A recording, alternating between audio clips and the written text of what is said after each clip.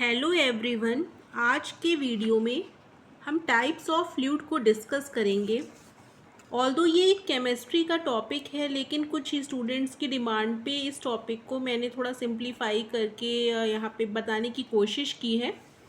तो ये थोड़ा अलग वीडियो है जो हमारे नॉर्मल वीडियो से थोड़ा हटके है, क्योंकि ये केमिस्ट्री का प्रॉपर टॉपिक है। तो इसको भी थोड़ा सा देख लेते हैं कि क्या होते हैं फ्लूइड्स और उनके टाइप्स क्या क्या हैं। ठीक है, तो चलिए स्टार्ट करते हैं। Types of fluid. देखिए, फ्लूइड ऐसे सब्सटेंस होते हैं जो फ्लो कर सकते हैं। फ्लूइड फ्लो, ठीक है, एफ से फ्लूइड, एफ से फ्लो। तो ऐसे सब्सटेंस जो फ्लो कर सकते हैं वो फ्लूइड कहलाते हैं और उनका कोई फिक्स्ड शेप नहीं होता। ठीक है, कोई फिक्स्ड शेप नहीं होता और फ्लो कर सकते हैं, वो फ्लूइड कहलाते हैं। सिंपल डेफिनेशन, सबसे सिंपलेस्ट डेफिनेशन इसकी यही है। तो ये हो गए हमारे फ्लूइड।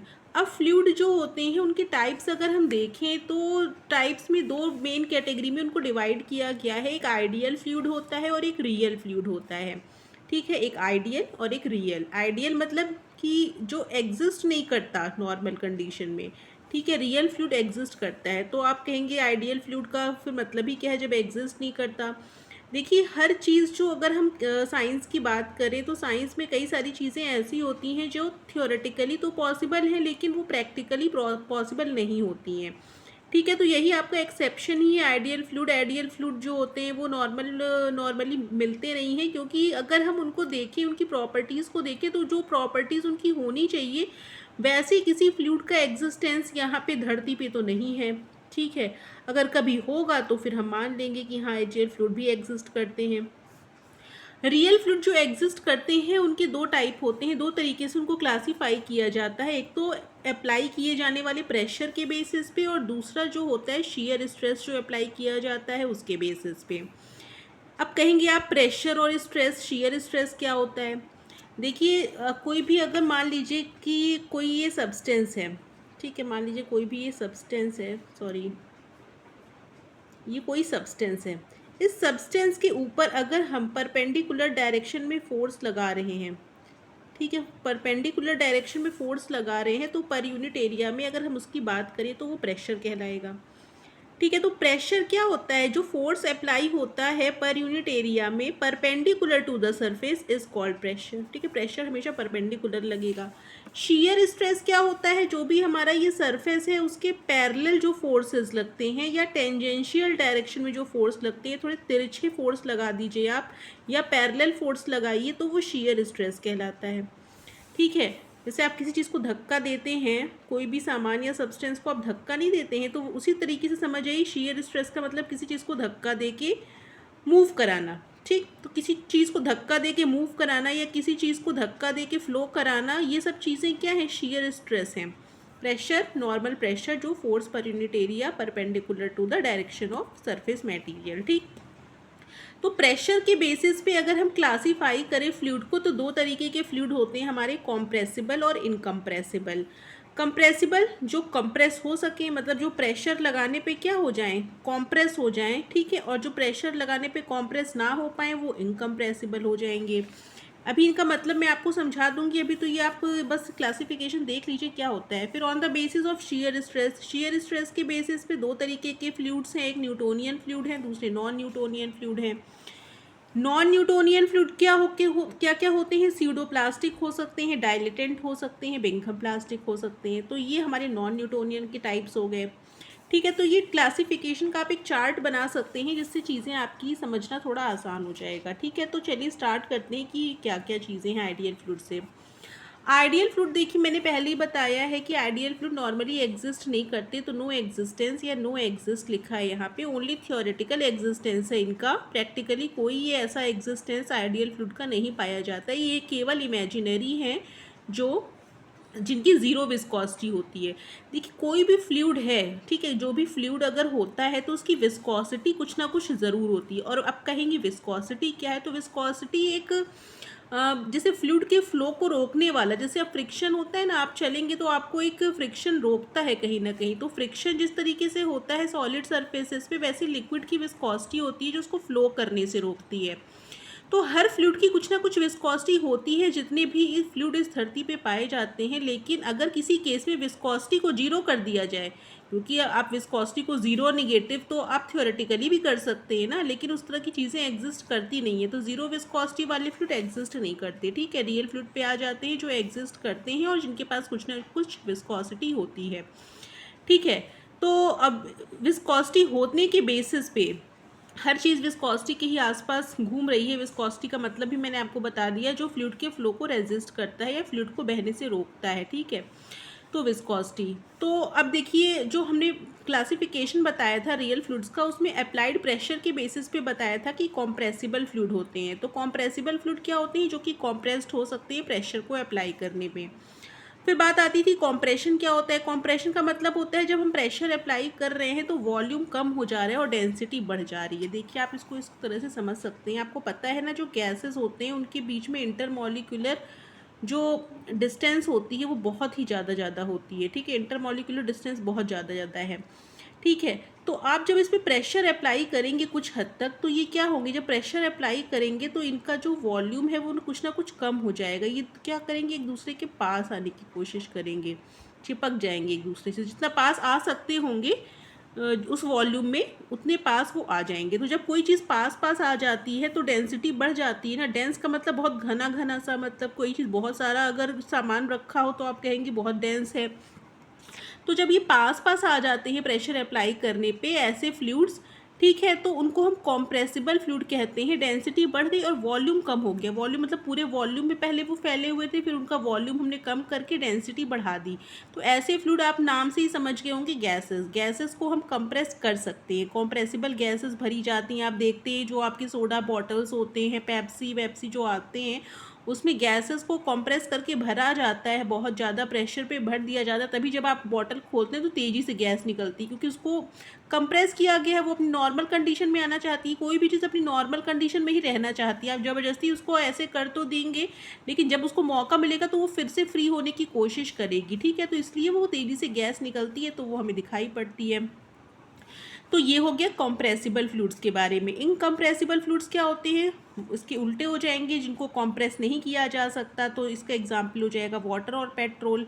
क्योंकि देखिए वाटर हो या कोई भी पेट्रोल हो, आप उसकी डेंसिटी नहीं आप घटा या बढ़ा सकते। आप ऐसा तो है नहीं कि वाटर पे आप फोर्स लगाएंगे तो उसकी डेंसिटी में कोई चेंज आ जाएगा। वाटर की एक फिक्स्ड डेंसिटी होती है जिसको आप चेंज नहीं कर सकते, ठीक है। कुछ स्पेशल केसेस में आप वाटर को बहुत ज़्यादा कंप्रेस कर सकते हैं, जैसे हाइड्रोलिक मशीन में, लेकिन नॉर्मल केसेस में इनको हम वाटर को कंप्रेस नहीं कर सकते। या कुछ ऐसे लिक्विड होते हैं जिनको हम कंप्रेस नहीं कर सकते, उनमें वाटर भी आ जाता है, ठीक है। तो वाटर कहीं से भी ले लेंगे, उसकी डेंसिटी आपकी एक ही होगी, तो इनकम्प्रेसिबल में ये आ जाते हैं, ठीक। नेक्स्ट देखते हैं इनकम्प्रेसिबल के बाद। शीयर स्ट्रेस के बेसिस पे फ्लूइड जो होते हैं वो हमारे न्यूटोनियन नॉन न्यूटोनियन फ्लूइड थे। तो न्यूटोनियन फ्लूइड क्या होते हैं, जो न्यूटन्स लॉ ऑफ विस्कोसिटी को फॉलो करते हैं। न्यूटन्स लॉ ऑफ विस्कोसिटी है क्या, कि जितना शीयर स्ट्रेस लगाया उतना शीयर स्ट्रेन हो गया। मतलब आपने किसी चीज़ पर फोर्स लगाया परपेंडिकुलर एरिया में, परपेंडिकुलर डायरेक्शन में ना लगा के आपने पैरेलल डायरेक्शन में फोर्स लगाया। किसी चीज़ को खिसकाने के लिए नहीं आप फोर्स लगाते हैं, ऐसे पुश करने के लिए। तो किसी भी फ्लूइड पे आपने स्ट्रेस लगाया पैरेलल डायरेक्शन में और उसको फ्लो करने के लिए मजबूर कर दिया, तो वो हमारा हो जाएगा, फ्लो होने लग गया, मतलब उस पर स्ट्रेन लग गया, ठीक है। तो स्ट्रेस और स्ट्रेन में एक डायरेक्टली प्रोपोर्शनल का रिलेशनशिप होता है ऐसे फ्लूइड के लिए जो न्यूटन्स लॉ ऑफ विस्कोसिटी को फॉलो करते हैं। मतलब जितना आप शीयर स्ट्रेस लगाएंगे उतना उसमें स्ट्रेन आ जाएगा। जैसे आप वाटर को फ्लो कराना चाहते हैं, वाटर किसी एक गिलास में भर के रखा हुआ है, ठीक है, एक गिलास में वाटर रखा हुआ है, ठीक है। आप इसको फ्लो कराना चाहते हैं तो आपको थोड़ा सा इसको टिल्ट करना पड़ेगा, ठीक है। ऐसे तो फ्लो करेगा नहीं, वो तो रुका हुआ है ना। आपको फ्लो करवाना है उसको तो थोड़ा टिल्ट करना पड़ेगा ना, थोड़ा सा डायरेक्शन देनी पड़ेगी। तो आप जैसे जैसे डायरेक्शन जितना ज़्यादा देते जाएंगे उसका स्ट्रेन बढ़ता जाएगा, वो उतनी तेज़ी से फ्लो करने लग जाएगा। तो स्ट्रेस और स्ट्रेन में मतलब डायरेक्टली प्रोपोर्शनल का रिलेशनशिप होता है। और जब डायरेक्टली प्रोपोर्शनल का साइन आप हटाते हैं तो एक कांस्टेंट आ जाता है यहाँ पे, और वो कांस्टेंट क्या होता है, विस्कोसिटी। मतलब क्या हुआ, जो न्यूटोनियन फ्लूइड होते हैं उनकी विस्कोसिटी में आप चेंज नहीं कर सकते, वो कांस्टेंट रहती है, ठीक है। जितना आप स्ट्रेस बढ़ाएंगे स्ट्रेन बढ़ेगा, लेकिन उसकी विस्कोसिटी चेंज नहीं होगी। जैसे आप मान लीजिए वाटर की ही बात कर लीजिए, वाटर या अल्कोहल, इनकी आप विस्कोसिटी थोड़ी ना चेंज कर देंगे। वाटर की एक पर्टिकुलर विस्कोसिटी, आप ऐसा कभी हुआ है कि आप बिना कुछ उसमें मिक्स किए वाटर की विस्कोसिटी ही चेंज हो गई हो, ठीक है, ऐसा तो होता नहीं। अल्कोहल की आप विस्कोसिटी बिना कुछ मिलाए उसमें आप चेंज कर ही नहीं सकते। तो न्यूटोनियन फ्लूइड इस तरीके के फ्लूइड हो जाते हैं, ठीक है, जिनकी आप विस्कोसिटी को ऑल्टर नहीं कर सकते। नॉन न्यूटोनियन फ्लूइड में क्या होता है, देखिए, do not follow Newton's law of viscosity, Newton's law of viscosity को फॉलो नहीं करते हैं, मतलब इसमें विस्कोसिटी घट बढ़ भी सकती है, ठीक है। तो विस्कोसिटी घटने बढ़ने का जो केस है उसको अब हम डिस्कस करेंगे। सबसे पहला है हमारा जो अच्छा, विस्कोसिटी घट बढ़ सकती है का मतलब जो म्यू है वो कांस्टेंट नहीं रहेगा, क्योंकि यहाँ पे आपका म्यू कांस्टेंट था न्यूटोनियन फ्लूइड वाले में, यहाँ म्यू कांस्टेंट नहीं रहेगा, ठीक है, जो कि हमारा क्या है, विस्कोसिटी है।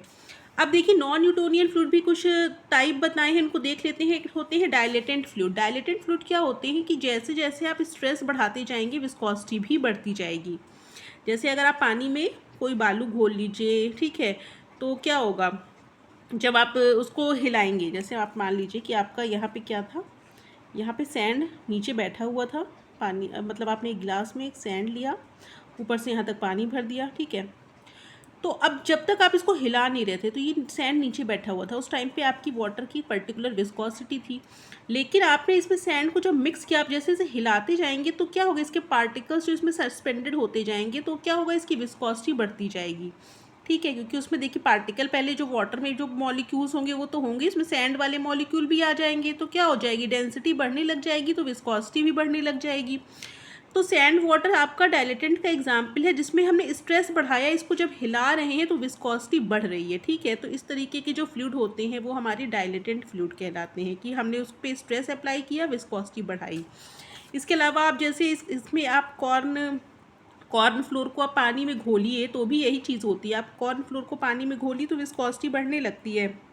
एक ऐसा केस आता है विस्कोसिटी इतनी ज़्यादा बढ़ जाती है कि वो सॉलिड जैसा दिखने लगता है, लेकिन फिर आप उसको हटा लीजिए वहाँ से शियर स्ट्रेस, तो वो फिर अपनी नॉर्मल कंडीशन में आ जाएगा, ठीक है। तो ये आप करके भी देख सकते हैं घर पे। तो ये हो गया आपके डायलेटेंट। उसके बाद देखिए आते हैं स्यूडोप्लास्टिक। स्यूडोप्लास्टिक डायलेटेंट के जस्ट अपोजिट होते हैं, उसमें आप शियर स्ट्रेस को बढ़ाएंगे तो विस्कोसिटी कम होगी, जैसे आपका लावा हो गया, टोमेटो केचप हो गया।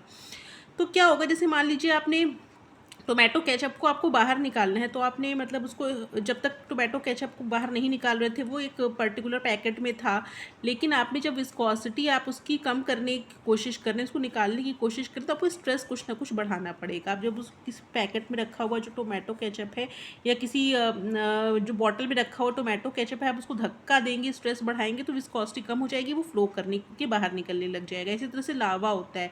लावा जो आपका कहाँ से निकलता है, वॉल्केनिक इरप्शन से निकलता है। तो क्या होता है, जब उसमें बहुत तेज़ी से फोर्स लगाया जाता है तो लावा क्या होता है, मूव करने लग जाता है, बाहर आ जाता है, लेकिन बाहर आके फिर वो सॉलिडिफाई हो जाता है, ठीक है। तो लावा आपका स्यूडोप्लास्टिक या टोमेटो केचप स्यूडोप्लास्टिक के एग्जाम्पल हैं। आई थिंक समझ में आपको थोड़ा थोड़ा आ गया होगा।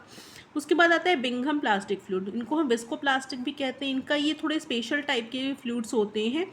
ये नॉर्मली क्या होते हैं, रिजिड बॉडी की तरह दिखाई पड़ते हैं, लेकिन जब हम इनको एक पर्टिकुलर लिमिट का स्ट्रेस देते हैं, मतलब ऐसा नहीं कि जैसे स्ट्रेस दिया वैसे ही फ्लो होने लग गया, ऐसा नहीं, इनको एक हाई लेवल का स्ट्रेस देना पड़ता है, तब ये फ्लो करते हैं, तब ये विस्कस बन जाते हैं, विस्कस फ्लूइड जैसे फ्लो करने लग जाते हैं, ठीक है। एकदम अच्छी तरीके से फ्लो नहीं करेंगे, विस्कस फ्लूइड की तरफ फ्लो करेंगे, जैसे गाढ़ा जो फ्लूइड होता है उसकी तरफ फ्लो करेंगे, और नॉर्मल में ये रिजिड सॉलिड बॉडी की तरह देखने को मिलेंगे।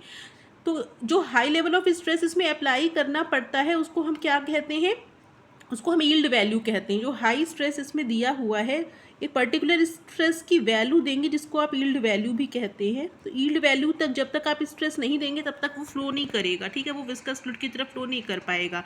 जैसे आपका टूथपेस्ट हो गया, जैम हो गया, ठीक है, ये नॉर्मल कंडीशन में सॉलिड नहीं दिखते आपको, जैम जैसे हो गया, तो आप इसको क्या बहुत एक हाई लेवल का जब स्ट्रेस जब तक नहीं देंगे वो फ्लो नहीं करेगा, ठीक है। तो ये आपके बिंघम प्लास्टिक फ्लूइड हो गया। आई थिंक आपको थोड़ा थोड़ा क्लियर हो गए होंगे सारे फ्लूइड के टाइप, तो इसको आप लोग देख लीजिएगा, बहुत टफ नहीं है ये।